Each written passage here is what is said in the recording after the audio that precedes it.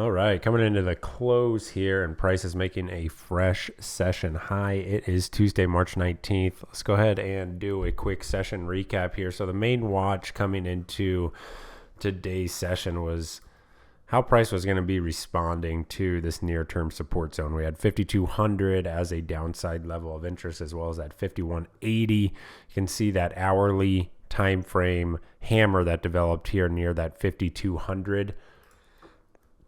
Taking a look at the intraday action here, you have an open again right near that 5,200. Overall, personally was expecting a much slower session than what we ended up seeing this afternoon.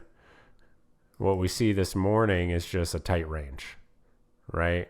So very tight range right off the open, kind of oscillation there near that 5,200 area for the first hour and 15 minutes of the session.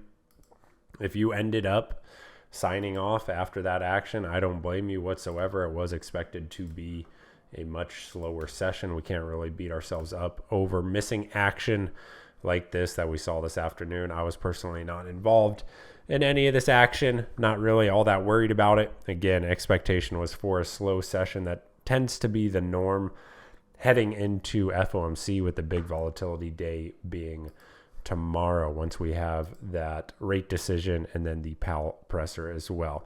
Overall, looking at price action today, we could see that, price continues to trade within a near-term range. We have that 5,200, 5,180 area holding as support as it has in weeks prior. Now trading up through the prior day high, getting back into this big area of resistance here. So tomorrow, pretty straightforward. The main watch is going to be how is price responding to this resistance zone, and I'll mostly be focused on the action following the FOMC rate announcement. So expecting another slower morning. Again, tends to be the norm. Probabilities do favor, slower action heading into that FOMC. So won't be doing too much tomorrow morning.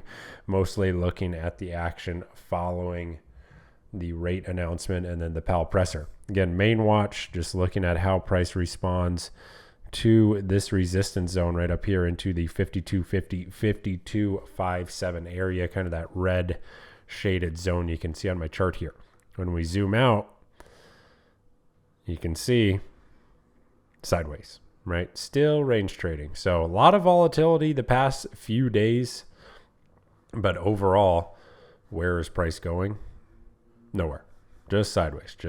So remember that when trading in these ranges, it can be pretty lucrative, but just keep in mind the primary location, right? We see prices down near that support zone. You don't want to be looking for that breakdown. You want to be looking for a potential bounce. Now, FOMC tomorrow, of course, can change things. NQ, of course, quite similar. Main watch coming into the session today on NQ.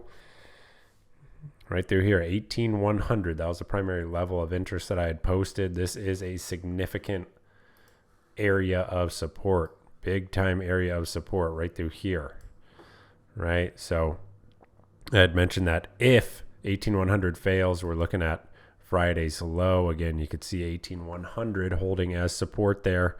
And now we get that afternoon move into session highs, not quite into that prior day high just yet.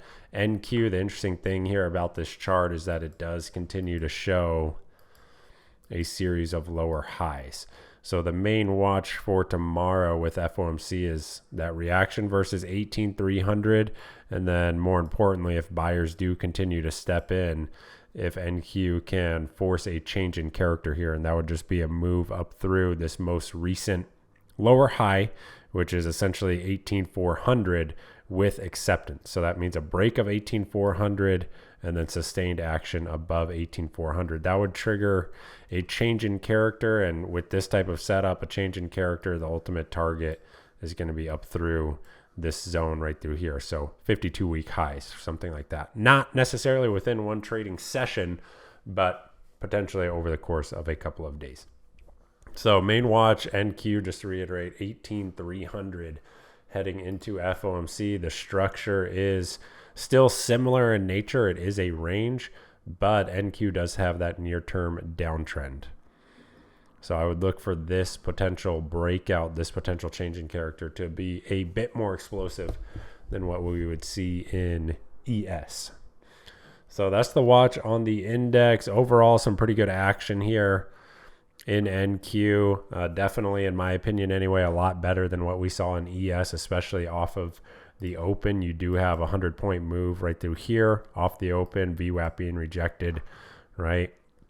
Once price reclaims that pre-market low, that was a trade I was interested and actually involved in. So you get that reclaim of the pre-market low right into 10 a.m. reversal time, essentially front run 10 a.m. reversal time by a few minutes, test a VWAP, and then these are really good opportunities as well right through here. That higher low structure develops a higher low right near a prior reference point, and we also had some Fibonacci retracement levels there as well for a move back into VWAP. Now, again, missed the entirety of this move personally. Not watching the screens. Again, expectation for that slower session. So very few scenarios where I'm going to be involved in this type of move on a day like today. That's just how it goes. Don't need to catch every wiggle in the market. Don't need to catch every move. Our goal is just to get our piece, carry on with our day. As far as individual names, we are looking at DraftKings. Daily setup looks pretty good here for a technical play up through 44. And then PDD post earnings.